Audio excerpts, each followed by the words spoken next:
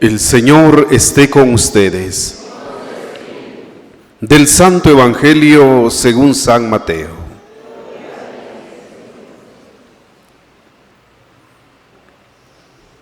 En aquel tiempo Jesús se retiró a la comarca de Tiro y Sidón. Entonces una mujer cananea le salió al encuentro y se puso a gritar: Señor, Hijo de David, ten compasión de mí. Mi hija está terriblemente atormentada por un demonio. Jesús no le contestó una sola palabra. Pero los discípulos se acercaron y le rogaban: atiéndela porque viene gritando detrás de nosotros. Él les contestó: yo no he sido enviado sino a las ovejas descarriadas de la casa de Israel. Ella se acercó entonces a Jesús y postrada ante él le dijo: Señor, ayúdame. Él le respondió: no está bien quitarles el pan a los hijos para echárselo a los perritos. Pero ella replicó: es cierto, Señor, pero también los perritos se comen las migajas que caen de la mesa de sus amos. Entonces Jesús le respondió: mujer, qué grande es tu fe, que se cumpla lo que deseas. Y en aquel mismo instante quedó curada su hija. Palabra del Señor.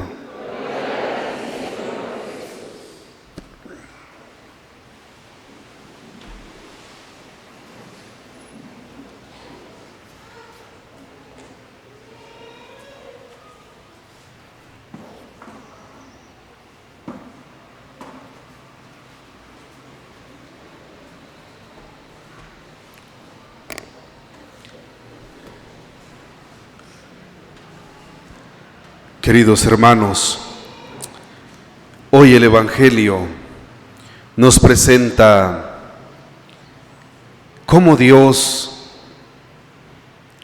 nos ama a todos, Dios que quiere que todos nos salvemos, Dios que no hace distinción de culturas, de razas, de color, Dios que no tiene fronteras.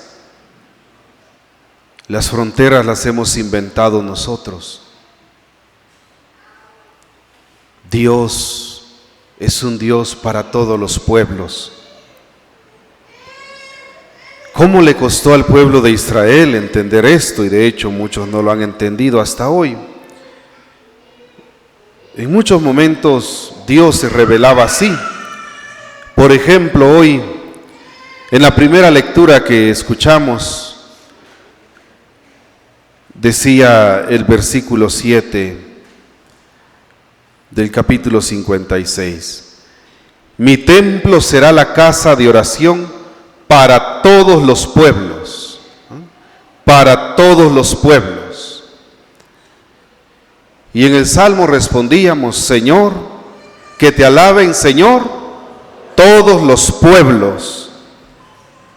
Y Pablo dice en la segunda lectura: tengo algo que decirles a ustedes los que no son judíos. Y el Evangelio viene a darnos la explicación de todo esto. Es que resulta que el pueblo judío no solo se consideraba el pueblo elegido de Dios, sino que se creían dueños de Dios.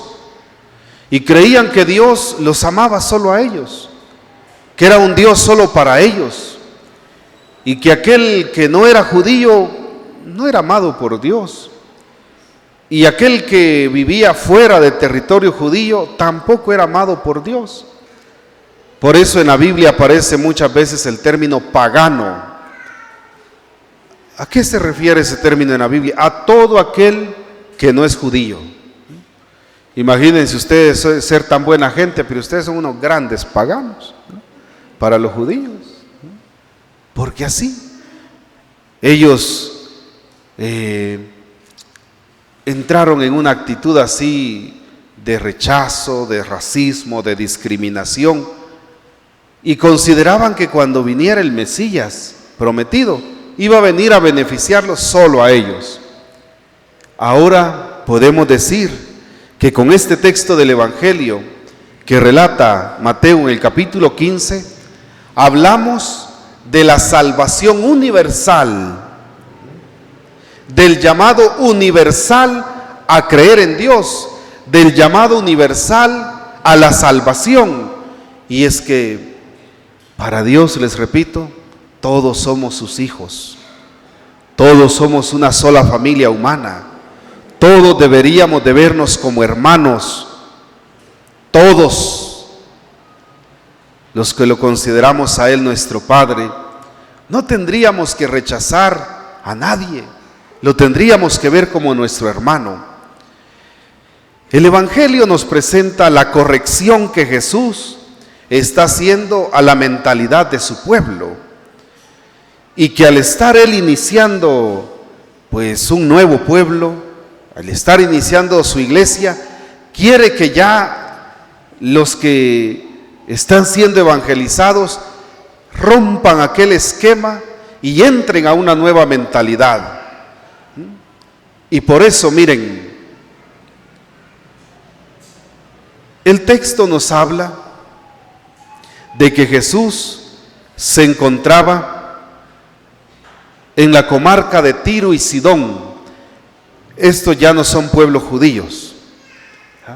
Y ahí estaba, dice, cuando llegó una mujer cananea, tampoco es judía. Otras versiones del Evangelio dicen una mujer sirofenicia. Y esta mujer, que no es judía, es capaz de creer en Él y reconocerlo como los judíos no lo habían reconocido. Porque imagínense, aquellos judíos y los que se consideraban muy letrados, doctos en la Sagrada Escritura, expertos en la ley de Moisés, los levitas, los sacerdotes, los escribas, los fariseos, ellos no fueron capaces de reconocer y descubrir que Jesús era el Hijo de Dios, que era Dios y hombre verdadero. ¿Se recuerdan ustedes, por ejemplo, el Evangelio de hace 8 días, que está en Mateo capítulo 14, que es aquel pasaje cuando pues Jesús camina en el agua y de repente le dice a Pedro, porque Pedro le pide una demostración: si eres tú, también mándame a que yo camine sobre el agua. Y le dice él: ven. Y empieza Pedro a dudar y se empieza a hundir. ¿Y cuál es la expresión de Jesús para aquel judío? Pedro: hombre de poca fe, ¿por qué dudaste? En cambio, la expresión de Jesús ante la fe de aquella mujer no judía, pagana, cananea, ¿cuál es ahora al final del Evangelio? Mujer, qué grande es tu fe. En cambio, aquel judío: hombre de poca fe. Es decir, el Evangelio nos está presentando que Dios es para todos, pero que también todos los pueblos tenemos derecho a acceder a su misericordia, a su amor, a su bondad, a su salvación, a su proyecto. Y por eso Jesús, se recuerdan al final del Evangelio, el mandato que da a los que creen en Él es: vayan por todo el mundo, vayan a todas las naciones. Eso fue un cambio de mentalidad enorme para aquel pueblo. Y gracias a que aquellos primeros cristianos comprendieron esta novedosa forma de ser de Dios y de amar de Dios a todos, es que nosotros estamos hoy reunidos aquí. Porque los judíos, ¿qué querían? Que solo ellos, ¿verdad? En ese país ahí, solo ellos, Dios era solo para ellos. Y que fuera de las fronteras nadie tenía derecho a la salvación, nadie tenía derecho al amor de Dios, nadie tenía derecho a creer en Dios. Era el Dios solo para ellos. No, ahora se hace ver que Dios no tiene fronteras, no tiene culturas, no tiene razas. Somos todos hijos de Él. Y por eso todos El Papa Francisco, en la Jornada Mundial de la Juventud, les dijo a los jóvenes ahí en Lisboa, en Portugal: esta iglesia es una iglesia para todos. Tiene que tener las puertas abiertas a todos. Y había dicho el Papa Francisco ya: nuestra iglesia no tiene que ser una aduana.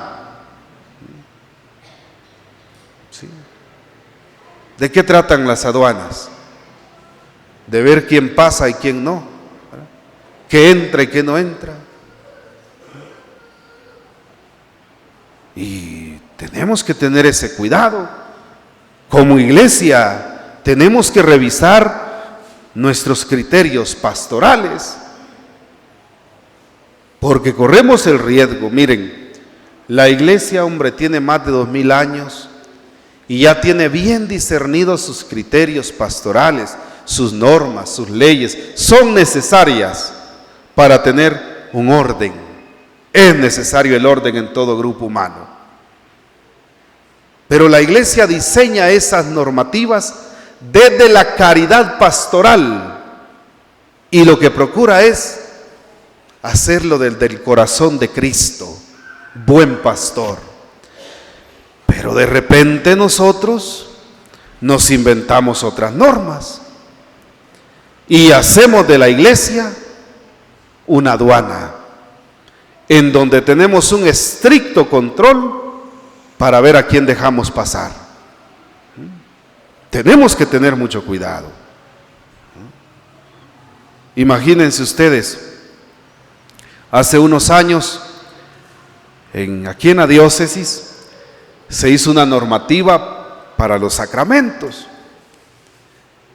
Y menos mal después se quitó esa normativa, porque colocaron así los sacerdotes de la diócesis: vamos a tirar una piedra en nuestro propio tejado. Y la norma decía que los que estaban solo unidos y no estaban casados por la iglesia, solo podían bautizar a un hijo. No sé si algunos se recuerdan de eso. Y que los demás solo se los bautizaban si se casaban.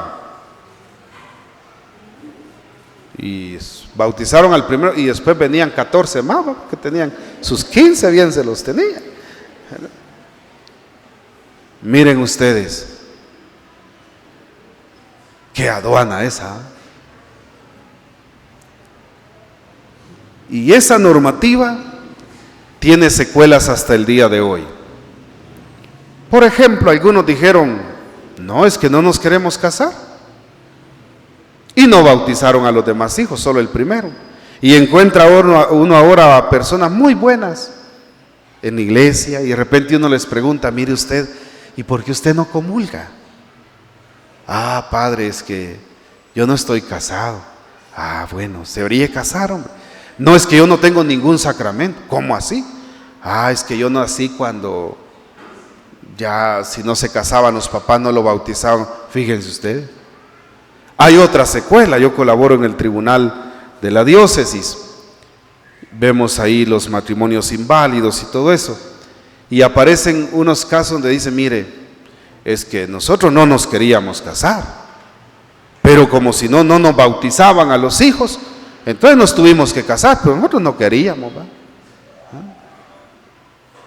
¿Sí? ¿Por qué? Porque a veces le colocamos tantos filtros, ¿verdad?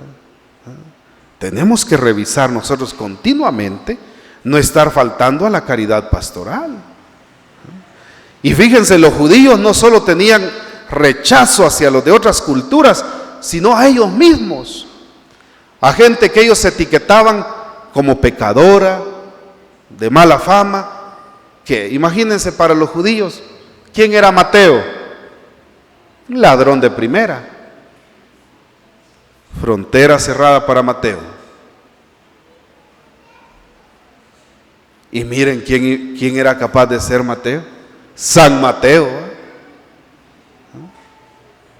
Y así encontramos. Miren, yo creo que ninguno de los apóstoles calificaba para la religión judía. Ninguno. Por eso nosotros tenemos que tener ese cuidado de no colocar fronteras, aduanas, filtros raros en la pastoral de nuestra iglesia. Esta iglesia tiene que ser una iglesia para todos. Mi templo será casa de oración para todos, dice Isaías. Y el Salmo decíamos, que te alaben, Señor, todos los pueblos. Miren, por eso hay que revisar, les repito.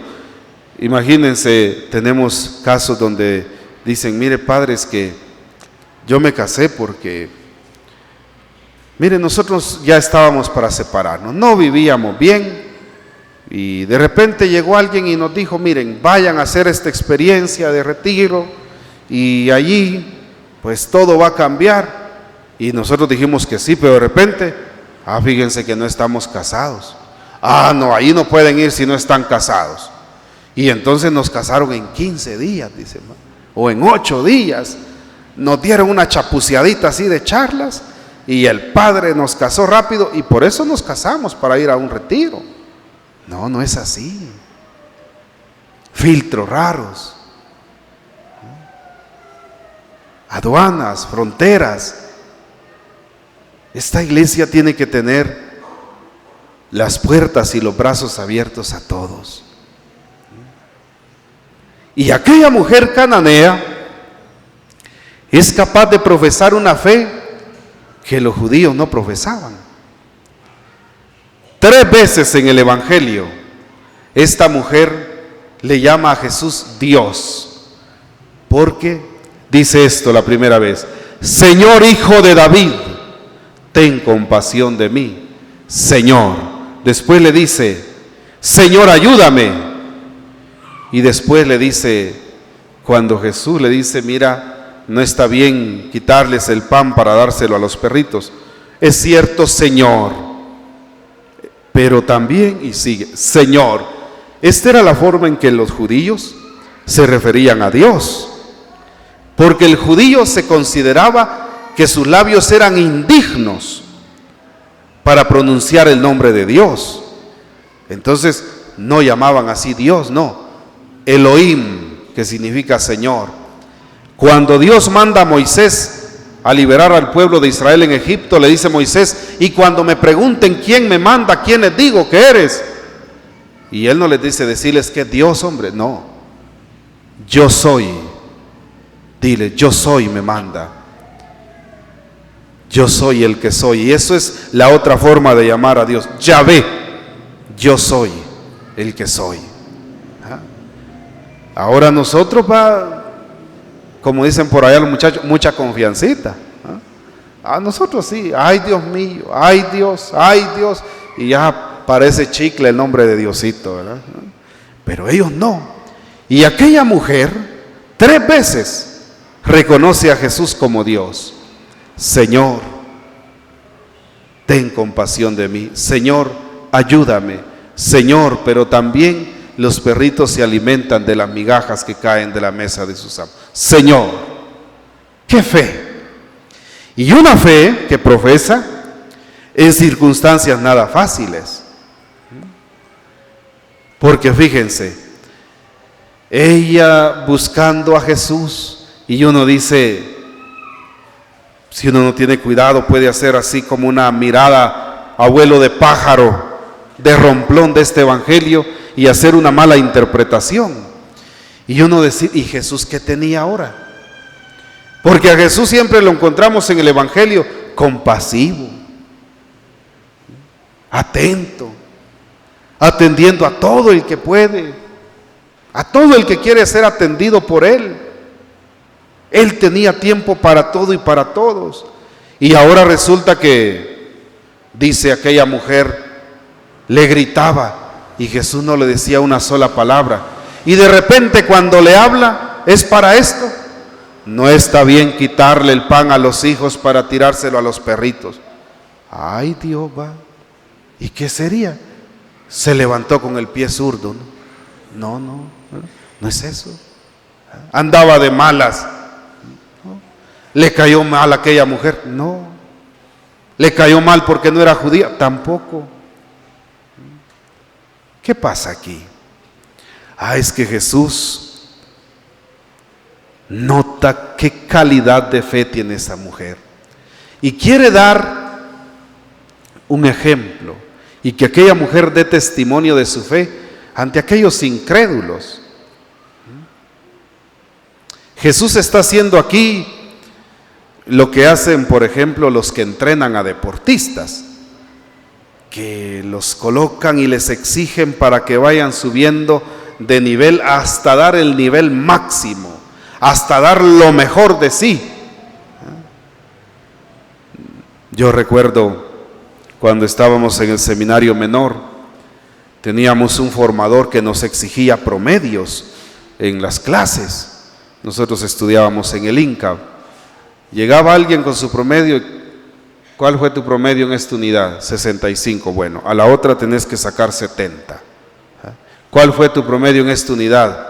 90. Bueno, a la otra quiero 93. ¿Cuál fue tu promedio? 94, decía alguien. Ya nomás tiene que ser 97. Decía uno. Y así nos exigía para formar el hábito de estudio y de lectura. Y es lo que está haciendo Jesús aquí. No es que no la quiera atender, no es que la rechace, no es que esté de malas, no. Se da cuenta la calidad de fe y la calidad de testimonio que esa mujer va a dar. Y la va llevando poco a poco. Y ahora esta mujer nos da un verdadero ejemplo de fe madura, de fe resistente y de fe resiliente. Imagínense ustedes, en un momento parecía que Jesús mismo la estaba rechazando. No está bien quitarle el pan a los hijos para tirárselo a los perritos. Sí, Señor, pero también los perritos se alimentan de las migajas que caen de la... Y Jesús le dice: mujer, qué grande es tu fe. Pidámosle al Señor hoy esta madurez de fe. A veces nosotros tenemos una fe muy inmadura. Y cuando falta fe, sobran las excusas. Cuando falta fe, sobran los pretextos. Nos inventamos fácil todo. Yo les he dicho esto, ¿no? A veces uno no haya que hacer, encuentra a la gente por ahí y les dice uno: mire, ya no lo he visto en la misa. Mire, padre, es que no me ha visto y quizá ya ni me va a volver a ver. Hijo, le dice uno. ¿Y por qué? Mire, es que uno quisiera al llegar ahí que fuera una comunidad de hermanos, una fraternidad, que todos le hablaran a uno. Y uno llega, padre, y ni siquiera lo voltean a ver. Dios, les digo, es que los de Jutiapa somos creídos. Llegue ese hombre. De repente encuentra uno a otro. Mire, usted no ha ido a la misa. Ahí lo espero. Dios Padre, ni me va a volver a ver quizá. ¿Y por qué? Es que uno llega ahí y todos se le quedan viendo a uno. Dice uno: aquel se fue porque nadie lo volteó a ver, y este se va porque todos se le quedaron viendo. ¿Y qué hacemos, va? No, esos son pretextos, excusas. Falta de fe. Miren esta cananea, qué ejemplo de fe. Y yo digo esto también, en la iglesia donde tenemos corazón de pollo, no nos pueden decir nada. Es que me hicieron caras. Y a veces algunos tenemos tic, ¿verdad? Por eso se ha ido la gente, porque por culpa del tic que tenemos. Y miren, en muchos ambientes no es que nos traten bien, y ahí estamos. En la escuela, en el colegio, hay problemas con los compañeros de estudio, hay problemas con los maestros, hay discusiones, hay malos entendidos, hay ofensas. ¿Y por qué no se sale del colegio? Porque la educación es necesaria, necesito. Bueno, échele ganas, no se salga. En el trabajo, discusiones, ofensas, malos entendidos, caras raras, etcétera. ¿Ah? ¿Y por qué no se sale del trabajo? Si ahí también, mire cómo lo hacen sentir de mal. Ah, no, padre, es mi trabajo, yo necesito el trabajo. Exacto. Muy bien, no se salga, porque de aquí a que encuentre otro trabajo. Bueno, si uno así medio chamusquea, le gusta el fútbol, caso que bien lo tratan a uno ahí, pues. Le dicen los del otro, hay unos jugadores, ¿verdad?, que dicen que hacen presión psicológica y le empiezan a decir cosas en el oído al otro. Se recuerdan cuando Zidane agarró el cabezazo a aquel, ¿va? Estaba insultando. Bueno, hay controversias, discusiones, hay codazos. Quebralo, le dicen. Quebralo, hombre. Grita la afición. Saquen esa porquería, ese no sirve. Más puntual llega uno a los partidos, ¿no? ¿Sí? No se sale. Ah, ¿por qué? Ah, es que necesito hacer deporte. Yo les contaba que cuando yo estaba en el seminario y cuando salía de vacaciones me metían a los equipos allá en Michifurnia. Y un día pues llegué después de la misa, ya había empezado el partido y me dijeron, mire, alístese y va a entrar. Ah, bueno, entré.